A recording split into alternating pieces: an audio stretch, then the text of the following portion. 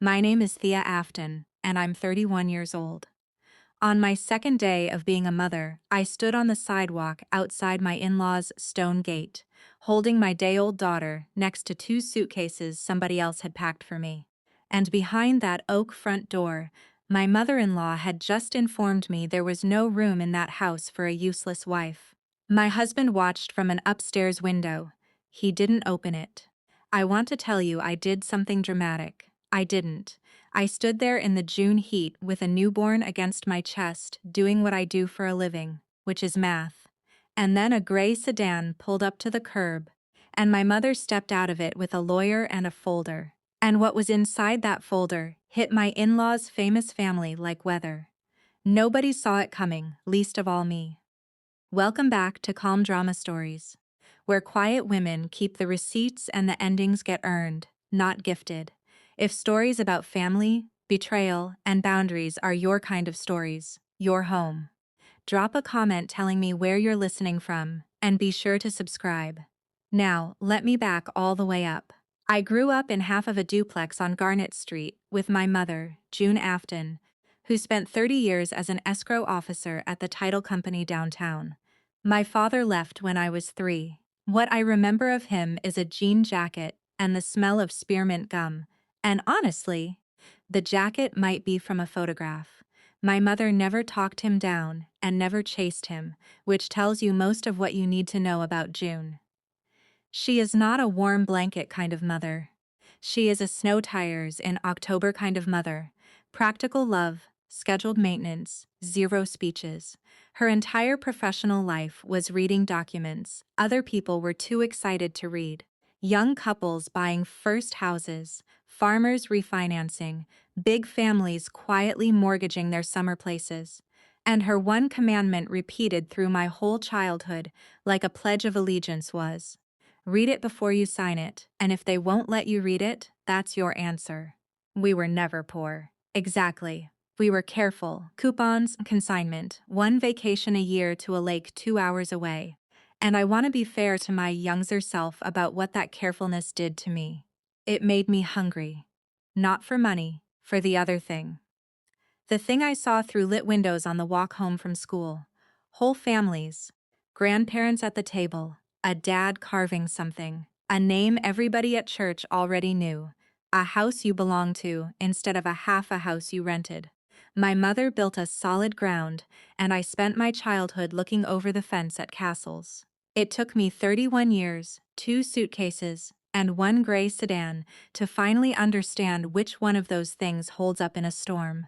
Every town like Cedar Glen has a family like the Vosses, the stone gateposts on Beaumont Avenue, the name on the furniture store downtown, on a brass plaque at the library, on the founder's wall at the country club.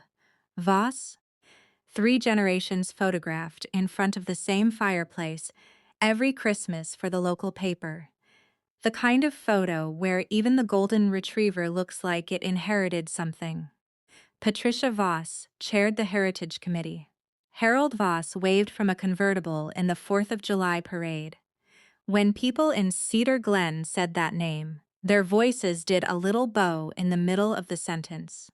I was 12 when I asked my mother over meatloaf in our half of the duplex why our family couldn't be like the Vosses. My mother didn't look up from her plate. "We don't buy names, honey," she said. "We buy ground." I rolled my eyes the way 12-year-olds are legally required to do. But here's the part I didn't have the eyes to see back then. She said it without any envy in her voice. None. And there was something else in there instead. Something dry and knowing. The tone she used at work when a customer bragged about a deal she'd already read the papers on. It was the voice of a woman who had spent 30 years at the escrow desk of a small town, watching every big name's documents cross her counter, one signature at a time. My mother knew things about the castles of Cedar Glen, in the way a plumber knows things about beautiful houses. I never thought to ask what. For about 19 more years I wouldn't, and by the time I did ask, I was standing on a sidewalk holding everything I owned. I met Grant Voss because of a spreadsheet. I do books for small businesses. I have since I was 23, self-employed, my name on the door of a one-room office. Afton Bookkeeping.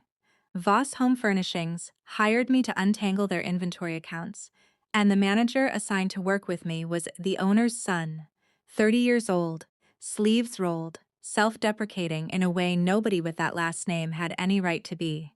Grant was, and I want to be fair here, because it matters later, genuinely likable. He remembered how I took my coffee by the second morning. He did impressions of the sales staff that were kind at the center. When the numbers embarrassed the store, he didn't blame the previous bookkeeper. He laughed and said, "We're a 100-year-old family business, Thea. We've had 100 years to develop bad habits." I liked him in a way that snuck up on me, the way a slow leak becomes a flooded basement. 8 months later, he brought me to Beaumont Avenue to meet his parents.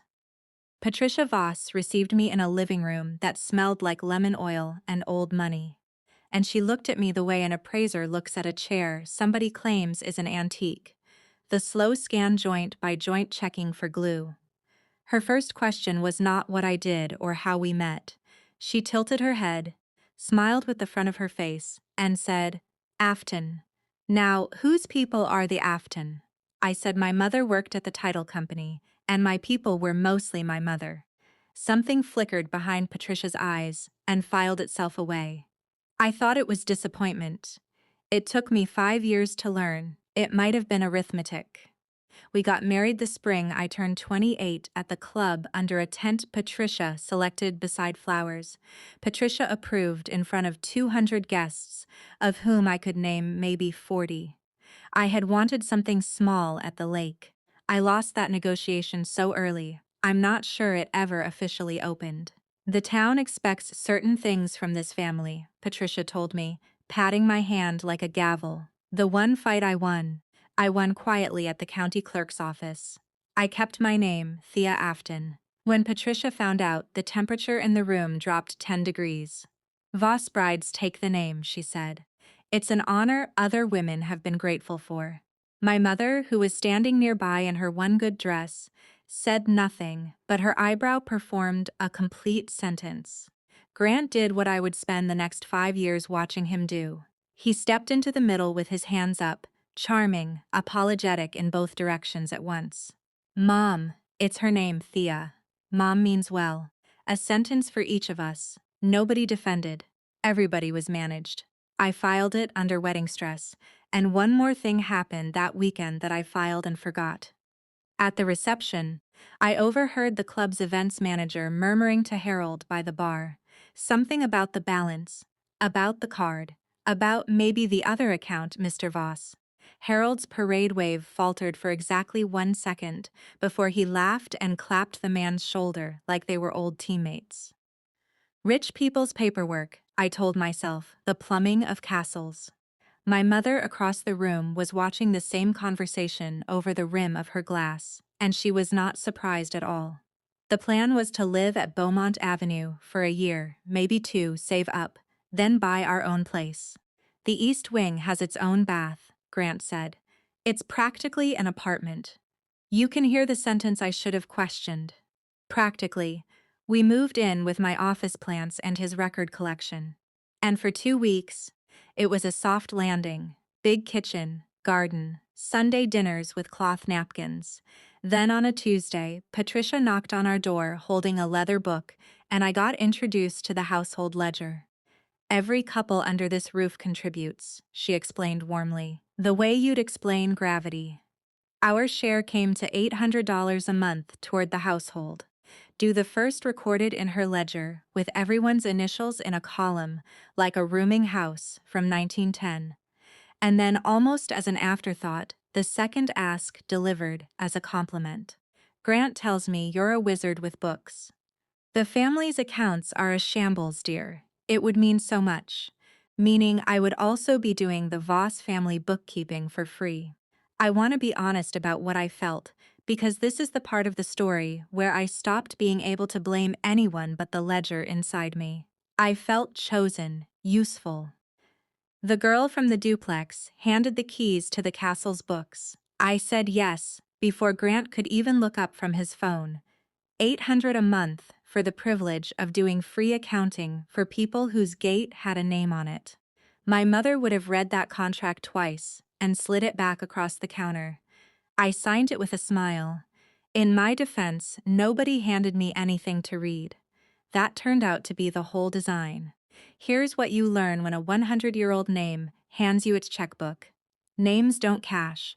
I had the Voss household accounts balanced inside a month, and what they balanced to was a slow, elegant leak. The furniture store's transfers to the family had thinned every year for a decade. The club dues, the Heritage Committee galas, the landscaping service with the embroidered shirts, the wine deliveries. None of it had thinned at all. The house consumed like 1985. The income arrived like a store with two big box competitors out by the highway. I did what I do for every client, bleeding quietly. I built a gentle little proposal, trimmed the landscaping to twice a month, rebid the insurance, paused one of the club memberships. Harold hadn't touched the golf course in 2 years. I presented it after Sunday dinner with the soft voice I use on proud old shop owners. Patricia listened the way a queen listens to weather she has no intention of experiencing. And then she folded her hands and delivered the house motto with a smile that ended the meeting. This family does not live like accountants, dear. Fine, but one line in those books would not leave me alone. Every month, $940 went out to something called GN Servicing LLC, autopay memo line blank going back years. No file, no folder, no explanation anywhere in the drawer of documents Patricia had surrendered to me. It wasn't insurance. It wasn't the store.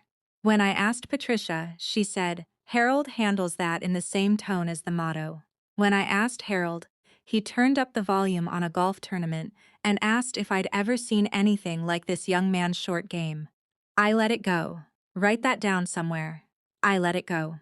At the back of the Voss property, past the garden, there's a 2-story carriage house, brick, slate roof, gorgeous bones abandoned to boxes and mice since sometime around the moon landing.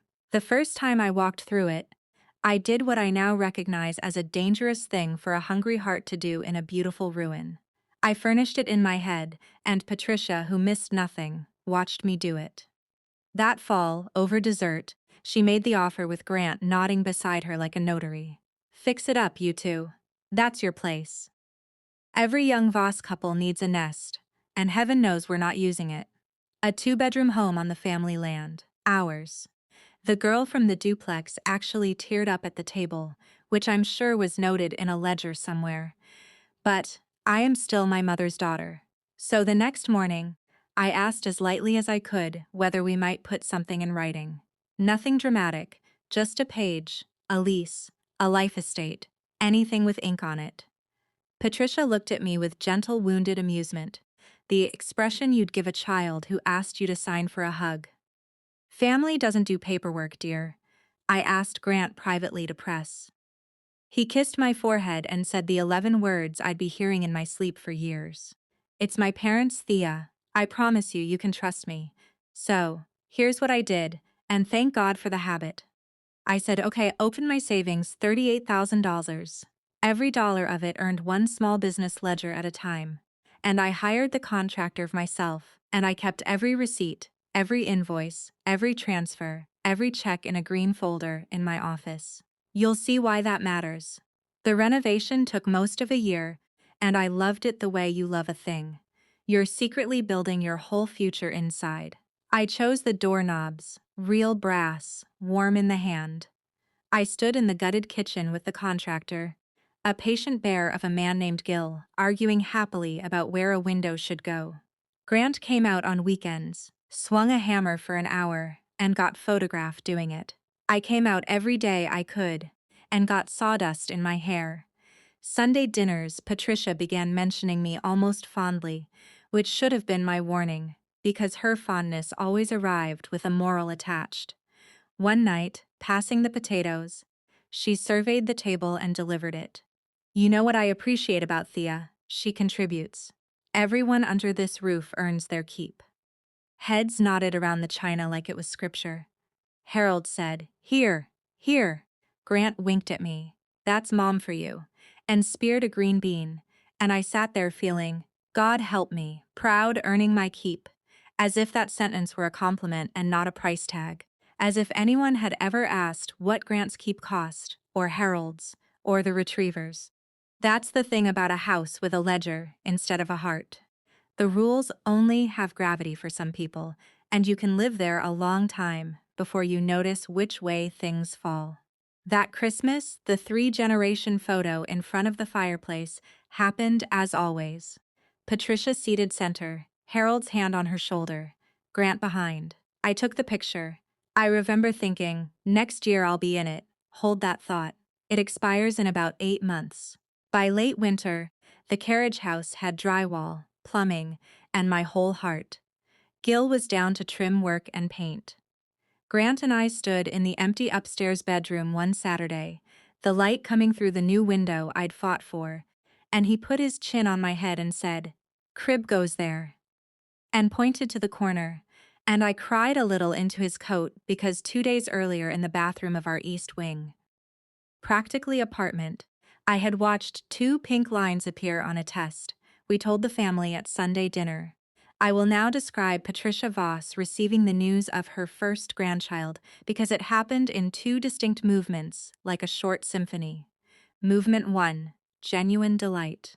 She clapped her hands once, actually glowed, said a Voss baby.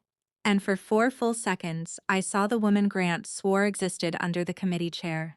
Movement 2, arriving before the pie was cut, recalibration. Now, she said, folding her napkin. How are you planning to manage your little business? Clients can be so demanding, and you'll be needed at home. We should think about what your months look like. Not how are you feeling, not have you told your mother. What do your months look like? Which, if you speak fluent, Patricia, means, what does your cash flow look like? I said work was flexible, that bookkeeping travels well, that I'd managed harder things than a baby. She smiled and said, "Of course, dear," and wrote nothing down because the ledger in her head never needed paper.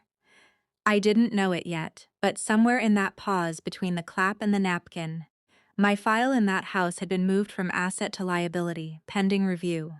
At 24 weeks, I started bleeding on a Tuesday morning and spent the night in a hospital bed, listening to my daughter's heartbeat gallop on a monitor, which resets your entire definition of what matters. The diagnosis had a Latin name.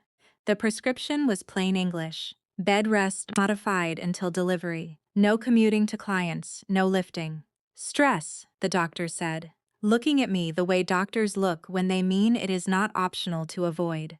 It's medical. Grant held my hand and said all the right things in the room.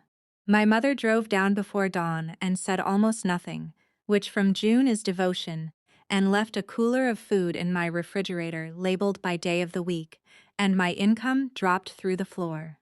I kept 4 clients I could serve from a laptop in bed. I lost 9. The first of the month came. For the first time in 3 years, I could put $500 into the household envelope instead of $800. I wrote a note explaining, promised to catch up, and slid it under Patricia's ledger like a schoolgirl leaving an apology on a teacher's desk. Nothing was said. That's the part people don't understand about houses like that. Nothing is ever said. Instead, 2 mornings later, the ledger appeared on my breakfast tray, open to the contributions page, my initials at the top of a column, and next to the current month in Patricia's fountain pen hand, a small, neat red circle. That was all, a red circle delivered with toast. Grant said, "I'll cover it. Don't stress. Remember what the doctor said." And then his next paycheck, from the family store, came up short because he said, rubbing his neck, "The store's a little tight right now." The store tight. File that next to GN servicing $940 a month. Memo line blank. Here's how a house disappears. You buy degrees politely at dinner. 3rd trimester. I was allowed downstairs for meals, and I sat at that cherrywood table like a chair that talked. Conversation flowed around me. The committee, the club, the neighbors' addition. If I mentioned the nursery, subject changed within 2 sentences. Patricia developed a repertoire of stories that all had the same moral delivered to the table at large, while looking at no one, which meant me. When I was carrying Grant, she'd say, "Ladling soup. I hosted 40 people for Harold's parents' anniversary. On my feet all evening, women of this family have never been delicate." Harold would nod at his soup. And Grant? I want to be precise about Grant because he's not a villain. He's something that costs you more slowly. Grant got quiet. Not cold. Quiet. He'd squeeze my knee under the table, a private telegram, "Sorry, you know how she is," and say nothing above the tablecloth. And I learned that a squeeze under a table is what surrender feels like when it still loves you. So I did what my mother's daughter does when the world goes soft underfoot. I kept books, my own now, a plain notebook in my nightstand. Every household payment I'd ever made, dated.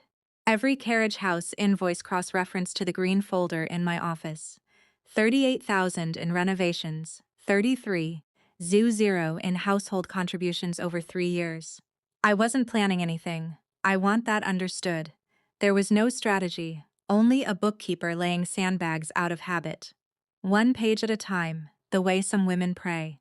Then one night, passing the study door on my slow lap of the hallway, I heard Patricia on the phone, her voice low and vicious, in a way the committee never got to hear. "I understand the situation, but this household cannot carry a mouth that doesn't work." I stood in that hallway with my hand on my belly and made myself believe she was talking about the store. An employee, a vendor, anyone. You'd have done it too. At 8 months pregnant on doctor-ordered calm, you ration what you're able to know. But I'll tell you who has never once lied to me. Paperwork. And if you've ever watched a promise die by paperwork, a name left off a deed, we'll write it down later that never found a pen, put it in the comments because this next part will feel like your own memory. The carriage house was finished. Finished. Finished. Gil had walked me through on video call. Brass knobs warm in the afternoon light, my window exactly where I'd fought for it. I proposed the obvious. We'd move in before the baby came, get settled, set up the crib. 10 steps from the main house, but a door of our own, and the stalling began. So smooth it took me 2 weeks to recognize it as stalling. After the final inspection, dear, there was no inspection. I'd hired the contractor. The insurance needs sorting first.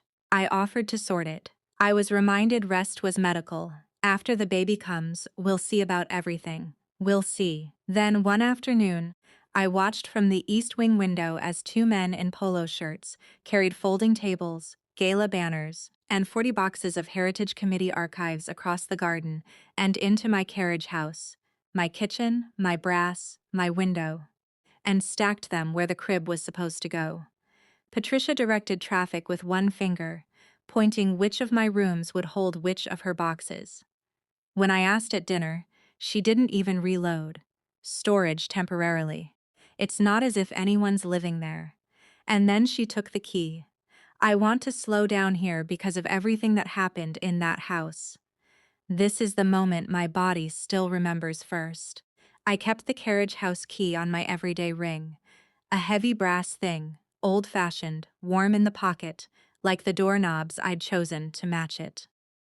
Gil had handed it to me at the walkthrough with a little ceremony. Key to the castle boss, because he knew whose sweat and savings were in those walls. It lived between my office key and my car key. And some evenings, I'm not ashamed to say, I'd hold it in my coat pocket like a worry stone. It was the one object in the world that said, "Promised." A week after the boxes went in, Patricia stopped me in the front hall, hand already out, palm up. "The painters need access, dear, and we can't be hunting you down in your condition. Let me hold the carriage house key. I'll return it when everything's settled." Reader, the painting was done. I had paid the painter. I looked at her open palm, and I heard my mother's voice. "If they won't let you read it, that's your answer." And I heard the doctor's voice. Stress is medical, and I was 36 weeks pregnant, standing in a hallway that had gotten very quiet. I worked the brass key off the ring and set it in her hand. She closed her fingers and smiled. "There, isn't that simpler?" She never returned it. I asked once. 2 weeks later, carefully casual. You're about to give birth, she said, not unkindly, which made it worse. What could you possibly need a key for? Every morning after that, I looked at the gap on my key ring. Remember the gap? We're coming back for it. Nora came in June, 2 days after my due date, 7B even, with a cry like a fire alarm and my mother's stubborn chin. Labor was 14 hours, and for the record, the person in the room was June, in the good dress she wears to things that matter, reading a paperback between contractions like a woman guarding a border, which is exactly what she was doing. Grant arrived at hour 11 apologizing hair wild. An emergency meeting about the store. He said the bank refinancing he'd explain later, and even through the fog I remember, thinking there's that word again, the plumbing word refinancing. But then Nora was here, and the world narrowed to 7 of it, and I forgave everything on general principle. They put her on my chest, and I understood in 1 second flat every unreasonable thing my mother had ever done. Patricia visited that evening 10 minutes by the clock on the wall. She wore the good pearls, looked into the bassinet at her first grandchild and said, "This is verbatim. I have replayed it enough to certify the transcript. A girl just that in the tone you'd use finding out the restaurant had run out of the fish." Then she straightened the flowers June had brought, told me the house would be busy this weekend with the committee's summer event, and left a gift bag containing a silver frame. Empty for the christening portrait. An empty frame. Sit with the empty frame. It's the most honest thing she ever gave me. That night, June folded herself into the vinyl recliner, and in the dark, apropos of nothing, she said, "When they discharge you, you'll go back to that house. If anything happens, anything, you call me before you argue with anyone. Promise me that." I laughed. She didn't. "Promise me, Thea." I promised. I didn't ask why. She'd have told me. And I wasn't ready. And I think she knew both things.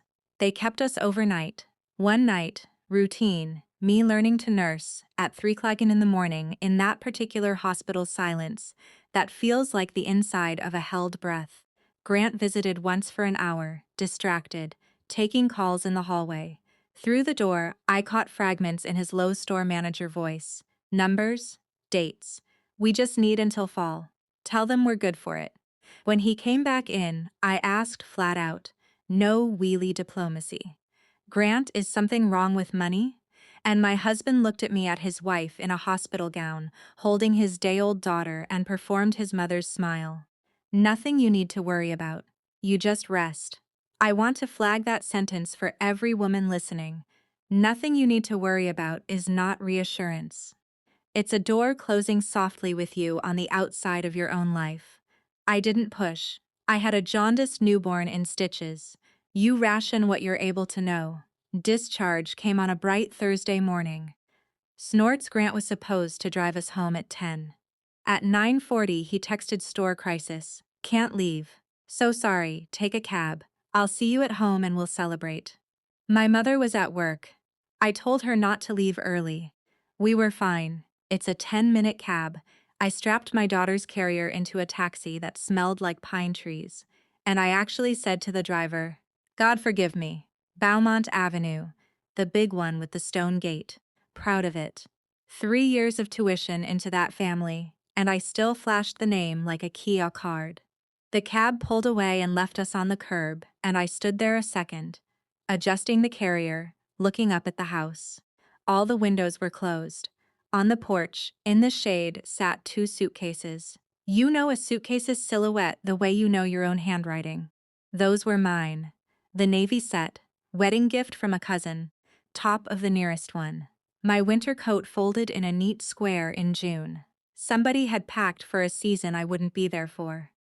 I stood on the walk, doing the thing where your brain offers you better explanations at a discount. We're being moved to the carriage house. The suitcases are the first load. I carried my daughter up the steps of that porch on legs I couldn't feel, and I tried my key in the big oak door, and it went in half a knuckle and stopped. New lock. The brass plate still bright from the locksmith's screwdriver.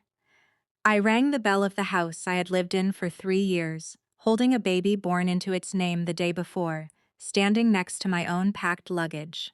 Footsteps. The door opened 4 in and stopped on the chain. The chain for me, and in the gap, Patricia Pearl's on at 10 in the morning face arranged like a form letter. Thea not dear, my name served cold. Behind her deeper in the hall, I heard a floorboard, and then nothing. A presence choosing to stay a presence. I said something brilliant like Patricia my key. And she looked at me through that 4-inch gap, the way you look at a solicitor with a clipboard, and said the sentences she had clearly drafted, redrafted, and approved in committee. Grant needs a clean start, and this household needs contributors. You've been a lovely guest, but guests don't stay forever. A guest. 3 years, $67,000, and 1 grandchild. And I had made guest, I said, because the human brain is loyal to its last working map. Patricia, I live here. We'll sort this out when Grant gets home. He's at the store. And Patricia Voss tilted her head and gave me one small, patient, curatorial smile through the gap in her own front door and retired my map of the world in one move. Who do you think packed the suitcases, dear? Dear was back for that one. Had to be. And then, while I stood there relearning gravity, she delivered the line the whole town would eventually hear about in the calm budget committee, voice of a woman, reading a line item she'd already decided to cut. Every person under this roof earns their place. You had a difficult year and we're all sympathetic, but sympathy is not a line of credit. There is no room in this house for a useless wife. The door closed, not slammed. Closed with a click, which is worse. Slamming is at least a conversation. I stood on the porch of the finest house in Cedar Glen, holding a day-old baby, next to a winter coat folded for a winter I'd apparently be spending elsewhere. And above me, I heard it. The soft complaint of an old window frame. Second floor, east wing, our bedroom. I stepped back off the porch into the sun and looked up, and there was Grant, my husband, Nora's father, store crisis and all, standing behind the glass with his arms crossed, close enough to have heard everything through a window he did not open. We looked at each other for 3 full seconds. Then he looked away first and did nothing in the house his grandfather built, while his wife and daughter stood on the sidewalk with the luggage. So, I kept my promise. I didn't knock again. I didn't argue with anyone. I sat down on the bigger suitcase, got out my phone, and called my mother. Mom, it happened. The thing you made me promise about. 4 seconds of silence on the line, and then my mother's voice. So level it scared me more than shouting would have. Are you and the baby safe? Are you sitting down? 20 minutes. Click. No questions about what or why or how could they. As if she'd been waiting by the phone for 3 years with her coat on. I sat on that suitcase in the June sun and held my sleeping daughter and did inventory. Because inventory is what I have instead of screaming. Curtains twitched across the street, the Hendersons, then the corner house. Cedar Glen was taking notes. One day postpartum, I was sweating through a going-home outfit I'd packed weeks ago in a different life. My stitches itched when I shifted, and a purple-gray thought kept surfacing with remarkable calm, the way true things do. I paid to stand on this sidewalk. 29,000 into the envelope, 38 into the brick building. I could see the slate roof of just past the garden, full of another woman's gay banners. I had bought and paid for my own eviction and tipped on the way out. And here's the strange mercy of hitting the exact bottom of something. The shame, which had been idling in me for 3 years, quietly changed its address. It stopped being mine. It walked up those porch steps and moved in with the people behind the chain lock. I was still doing that math when the gray sedan came around the corner. My mother's sensible paid-off Camry, driving 5 miles an hour faster than my mother has ever driven, and pulled to the curb in front of me. Both front doors opened. Out of the driver's side came June Afton in her work blazer, and out of the passenger side carrying a leather briefcase came a silver-haired man I'd never seen before in my life. Baby first, my mother said, and held Nora for 10 full seconds with her eyes closed like drinking water after a long shift. Then she handed my daughter back, nodded at the silver-haired man, and said, "Thea, this is Dale Puett. He's been my attorney for 11 years. Get in the car, both of you. I don't do business on other people's sidewalks." We didn't drive far around the corner under the big elm on Concord Street, engine off. And there, in a parked Camry, with my newborn asleep in my arms, my mother opened the folder she'd been carrying, laid the first page on the center console, and turned my understanding of Cedar Glen upside down like an hourglass. The letterhead said, "Groundwork Notes LLC." I heard my own voice say, "Gnervicing, 9 from 40 a month, memo line blank, auto pay, years of it." My mother looked at me sideways, almost apologetic. "Servicing company collects it, but the note behind it, the note is mine. Reader, I do this for a living, so I didn't need the lawyer's translation, but I'll give you mine. The Voss house, the stone gate, the oak door, the chain lock, all of it. Carried a private mortgage, not from a bank. Banks had said no years ago from a private lender through a broker, and private notes get bought and sold like used pianos. And 4 years ago, the notes secured by the finest address in Cedar Glen had been quietly purchased by a On-Woman LLC, registered to half a duplex on Garnet Street. "Mom," I said, "you hold their house." June corrected me the way she'd correct a rookie at the escrow desk. "I hold the debt sitting on their house. Different thing a beat most days, Dale. From the back seat dry as an audit as of 90 days ago. Mrs. Voss's family is $11,300 behind, which makes today less different than usual. Let me give you my mother's story, the way she gave it to me. Parked under that elm in the unhurried voice of a woman who has waited 4 years to be asked. 30 years at the escrow desk means 30 years of watching this town's paper. She'd seen the Voss file cross her counter more than once. A refinance in the 90s, another after the big box stores opened by the highway. Each one a little more creative than the last. "Names age like roofs, honey," she said. "From the street you can't tell. From the paperwork you can." 4 years ago, the spring I got engaged to that address, a broker's flyer crossed her desk. "Private note for sale, performing, well secured, local." She recognized the address before she finished the first line, and June Afton, who has never bought a lottery ticket in her life, cashed out a retirement CD and bought the mortgage on the Voss family home. I asked the obvious, "Why?" She was quiet a second, hands at 10 and 2 on a parked steering wheel. "Because my daughter was going to be living under that roof, and I'd read what was holding the roof up. You buy the field between your house and a wildfire. Thea, that's all this ever was. She never told me because..." And here she looked at me with the only apology her face makes. "If you'd known, you couldn't have lived there honest. And if they knew, you'd have paid for it in 100 small ways." So the LLC stayed quiet. And when they ran 90 days behind last spring, I told the seller to be patient. A pause. 10 and 2. I was patient because my daughter and my grandchild slept in that house. This morning, your mother-in-law solved that problem for me. She turned the key. "Buckle up. We're going home to feed the baby. Then you're going to tell me what you want." That night at my mother's duplex, my old room, a crib assembled by Dale Puett of all people in dress shirt and reading glasses, I nursed Nora at 2 a.m. and stared at the folder on the dresser. And I'm going to be honest with you about the tide that came through me, because this channel doesn't sell saints. I thought about foreclosure. I let myself walk all the way through it. The notice in the paper, the committee reading it, an auction sign zip-tied to the stone gate.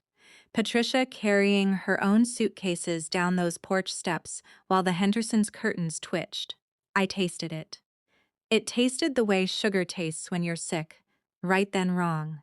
Because at the end of that daydream, every time was Nora, 5 years old, asking why the other grandma lived nowhere, and me handing her a war for an inheritance. So I did what I do. I took the pencil off my mother's nightstand. She keeps one there, of course she does. And in the back of the baby's feeding log, I wrote 3 lines like a bookkeeper closing a hard year. Option 1, burn it down. Option 2, use the note to force the door back open. Make them take me in. The wife with the leverage. Option 3, collect what is mine to the dollar and close the account. I looked at option 2 the longest. I'll admit it, the old hunger has a long tail. Living in that castle, knowing they had to be polite to me. And then I heard it in Patricia's voice. Earns her keep with a lien for a leash, and realized option 2 was just the same house with the collar on the other neck. My phone lit up. Grant. Mom went too far today. Give it a few weeks to cool down, and I'll bring you home. We'll talk a few weeks from the man watching from a window. I put the phone face down, and I drew a circle around option 3. In the morning, my mother made eggs, set 2 plates, sat across from me the way she used to before school, and asked her question with the salt still in her hand. I can call that loan tomorrow. Thea accelerate, foreclose, the whole parade. Dale says we'd win ugly but win. Or I can shred the file and sell the note back to some pension fund, and we let gravity handle the Voss family, because gravity always does. It's not my sidewalk they stood you on. She set the salt down. So, it's not my call. What do you want? And I heard the question underneath, the one she'd been asking my whole life in snow tires and labeled coolers. Who do you want to be about this? I looked at Nora in the bassinet, 2 days old, running a fever of exactly nothing, owing nothing, signed up for nothing, and I answered as the thing I am, which turns out not to be a vose or a victim, but a bookkeeper. I want to close the account, correct, to the dollar. And done. Here's what that meant. Drawn up at the kitchen table by Dale over the second pot of coffee. 1. The acceleration notice gets delivered. Real, legal, loaded.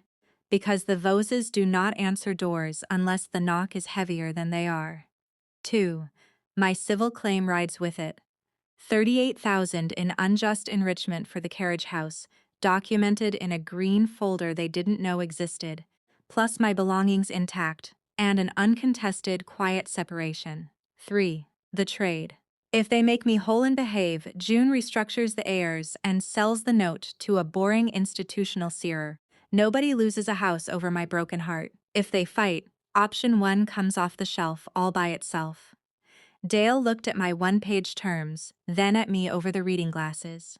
In 30 years of practice, he said, the reasonable ones are always the scariest. Dale worked fast. By Monday, he'd reached the Voss's longtime attorney, a courtly old firm downtown that had handled Voss matters for 2 generations, and Dale noted with cocktail party dryness, had not been fully paid for the last one. The attorney's first response was the town's favorite lullaby. Surely this is a misunderstanding. The family's standing, a private matter best kept private. Dale let him finish, then read him 2 numbers, the heirs, and the recorded instrument number of the mortgage. The line went quiet the way a room goes quiet when the auditor takes off his coat. A meeting was proposed for Thursday at the firm's office. Neutral ground, dignified, and this is the one thing in the whole campaign I overruled. No, I said the porch. Everyone looked at me. My mother, Dale, even Nora had opinions. I'd thought it through the night before, feeding her at 300 a.m., which is when I do my clearest thinking now. For 3 years, every hard conversation in that family had happened on their terrain, at their table, under their portraits, with me in the guest chair. The one time the terms were truly theirs, they'd chosen a chain-locked door and a sidewalk in public, where the whole street could watch me learn what I was worth to them. The papers concern the house, I said. The papers can visit the house, 10 a.m. Thursday we used the front door. Dale allowed himself 1 millim of smile and made the call. Thursday morning, I dressed in the blazer I wear to client audits. Not new, not borrowed, mine, bought with bookkeeping money, and left Nora with Mrs. Okafor next door, who raised 4 babies and treats guarding one as a paid vacation. In the car, my mother handed me the folder and said one thing. You knock. We drove through Cedar Glen slow. The stone gate came up on the right like a headline. 10 a.m. Thursday. 3 of us on the porch where my suitcases had sat. Me in my audit blazer. My mother in her work, one Dale with the briefcase. I knocked me per instructions. 3 even raps on 100-year-old oak footsteps, the chain sliding off, and Patricia Voss opened her front door in full regalia, pearls and posture with the expression preloaded. The form letter "the guest doesn't stay," and she got as far as "Thea." This is not before Dale stepped forward with the mild bearing of a man delivering a casserole, and held out a business card and a single white envelope. Dale Pute, ma'am. Counsel for Groundwork Notes LLC. Holder of the note and mortgage recorded against this property. You'll want to read this before you finish that sentence. I watched her hands take the envelope on committee autopilot. I watched her read notice of default and acceleration, and I want to describe precisely what happened to Patricia Voss's posture, because I had 3 years of her posture, and this was new. It broke from the top down in stations, the eyebrows first, then the set of the mouth, then the shoulders, then the hand that went out and found the doorframe of the house her name was mortared into, and held it the way you'd hold a railing on ice. This is she started, and her voice came out without any committee in it at all. What is this? Harold pays there's a servicing company. This is some trick.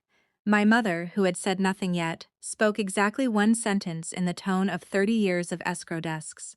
The Sarer collects it. Patricia, I own it.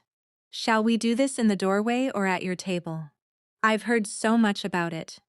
And for the first time since the invention of the Voss family, the door on Beaumont Avenue opened all the way for an Afton.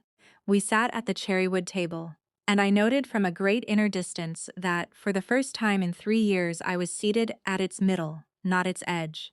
Harold was summoned from the den, and arrived already gray, which told me the words default and acceleration were not new to him, only the name behind them was.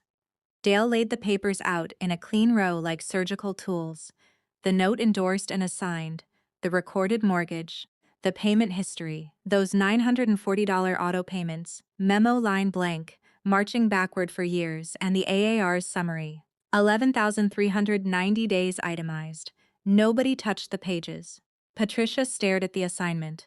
The line where the note passed to Groundwork Notes LLC 4 years ago.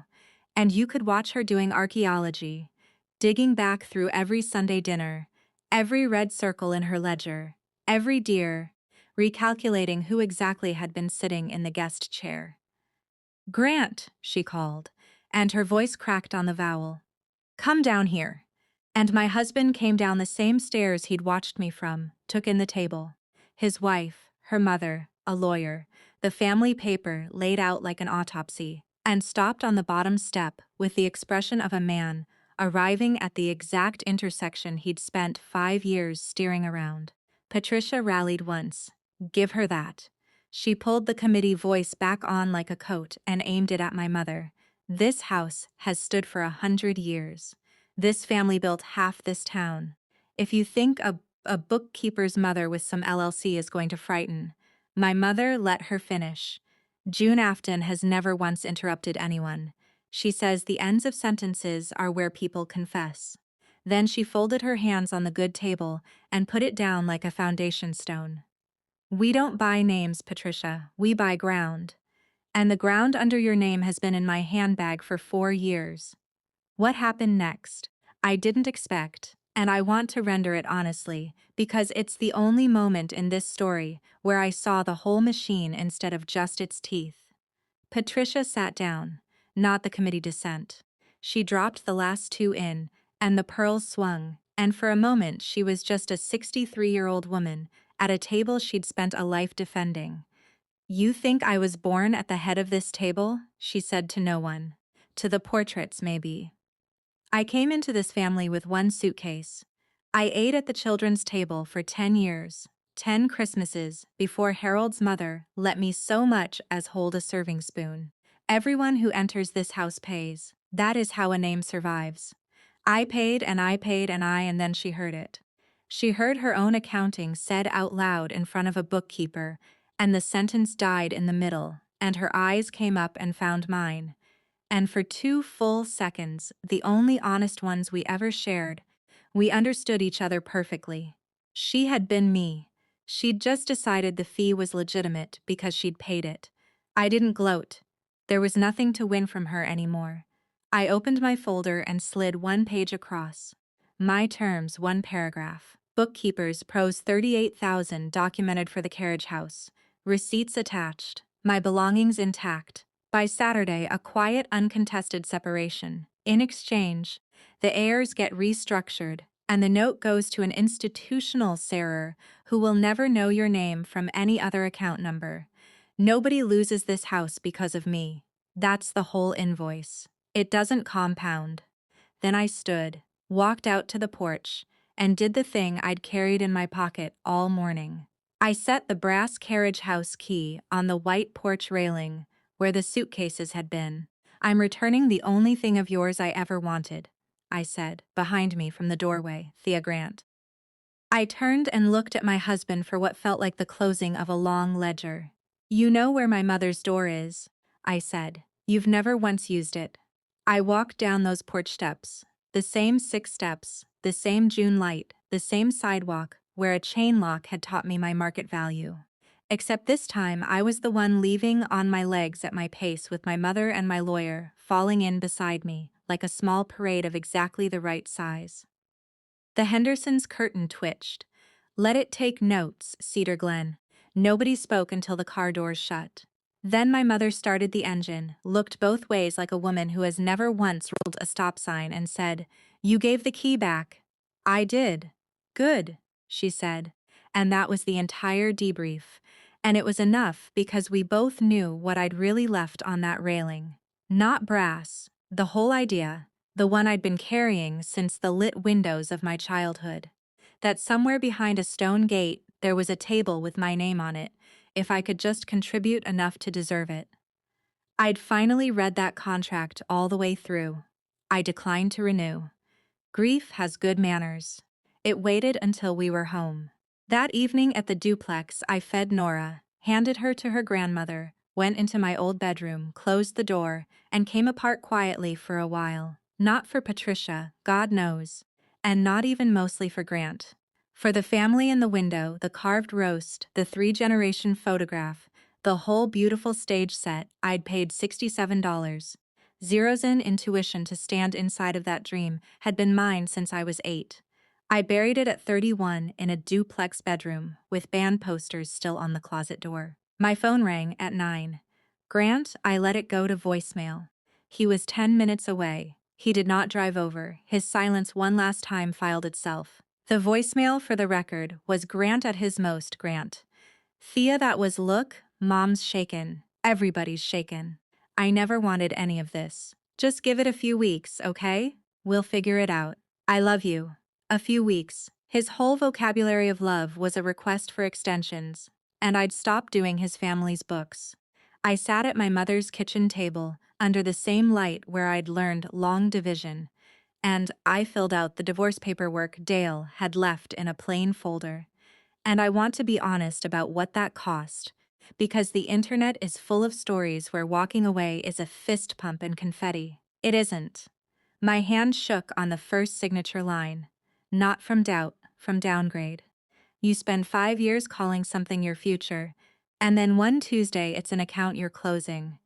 And your body knows the difference, even when your mind has done the math twice.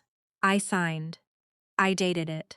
My handwriting steady by the last page, which is its own small biography.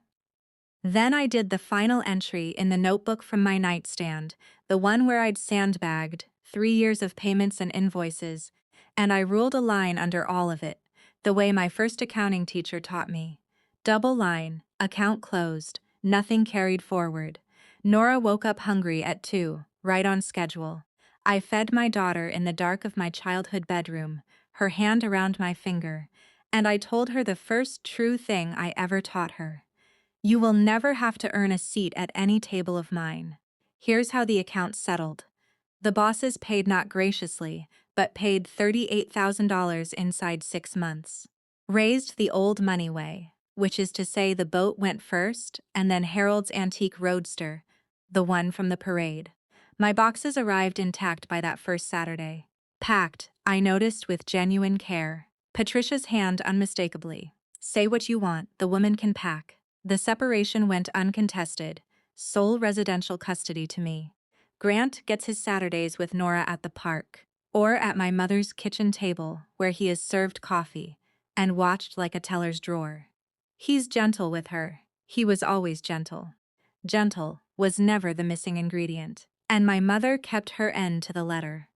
The heirs were restructured, and the famous note was sold at a modest and unromantic profit to a pension fund servicing arm in Ohio, where the Voss name is now 7 digits in a portfolio right between a ranch house in Toledo and a duplex in Akron, which is the most democratic thing that has ever happened to that family.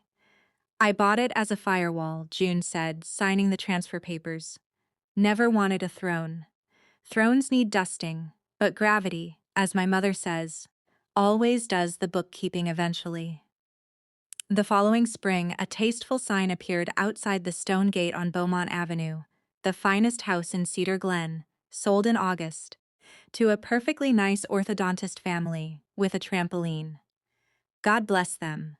And the Vosses moved to a townhouse near the club, where the Heritage Committee meets in Patricia's front room now, the archives in a rented storage unit. Nobody foreclosed. Nobody had to. A borrowed name came due all on its own. I just declined to keep making the payments for it. The town gasped for one season, and then being a town moved on to newer weather. As for me, Afton Bookkeeping reopened that fall. Same one-room office, new sign painted by a client's daughter. My 9 lost clients came back and brought friends. Small towns keep score fairly in the long run, whatever their committees say. And a strange little side practice grew up on its own. Referral by whisper. Young women, engaged or newly married, coming in with paperwork their new families had slid across various beautiful tables. A prenup, a family investment opportunity. One girl with a household ledger that made my hands cold. I read every document with them line by line the way my mother read mine too late, and her own always. I never charge for those appointments. Call it a tithe to the escrow desk.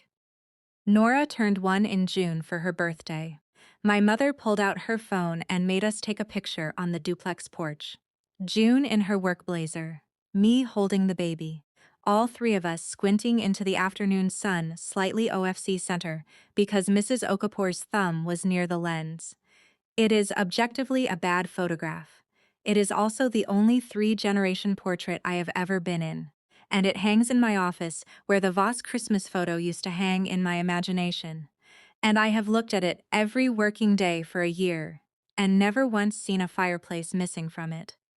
My key ring, in case you're wondering, carries exactly 2 keys now. The office and a small rented house on Garnet Street, 4 doors down from my mother, with a porch, just big enough for 2 chairs and a bassinet. Nobody holds a key to my life for the painters anymore. The gap on the ring is gone. It took me 31 years to learn what my mother tried to hand me at 12 over meatloaf. So, let me hand it to you now. Free, no ledger. A family that makes you pay your way in was never selling family. It was selling a seat, and the rent on that seat never stops rising. The people who are actually yours pull the chair out for free at 3 in the morning, with no ledger anywhere in the house, because love that keeps books isn't love. It's a mortgage, and someone someday always calls the note. That's my story. 2 suitcases on a sidewalk, 1 gray sedan, and a brass key I finally gave back. If you've been paying rent on a seat at somebody's table, hear me. The price never stops rising. And the person who shows up in 20 minutes is your family. Share this with someone who needs it. Tell me in the comments what you'd have done on that porch, and subscribe. I'll see you in the next one. I never got to say let's move in. Because that Friday, everything I'd been quietly sandbagging finally met the water. Grant came home pale, saying the store's accountant had found some irregularities, and that his father needed to sort a few things out before anyone could talk about the carriage house again. Sort things out turned into a locksmith changing the carriage house door 2 days later. Turned into Patricia standing in our bedroom doorway on a Tuesday morning, arms folded, telling me, one day after I'd given birth in a hospital 40 minutes away, that there simply wasn't room in this house for a wife who didn't work. I didn't argue. I didn't cry. I did math. Because here's what Patricia never understood about handing her books to a woman from a half a duplex. I don't forget where the money went. GN Servicing LLC $940 a month, memo line blank for 6 years, wasn't a vendor. It was a person. A woman named Grace Nadler, whom I'd eventually learn was owed a settlement from an incident at the store 2 decades back. One Harold had been quietly paying off under the table, off every book except mine, to keep his name off a courthouse docket. Patricia's own ledger, the one she waved at me like scripture, had been hiding the one debt that could actually break the gate open.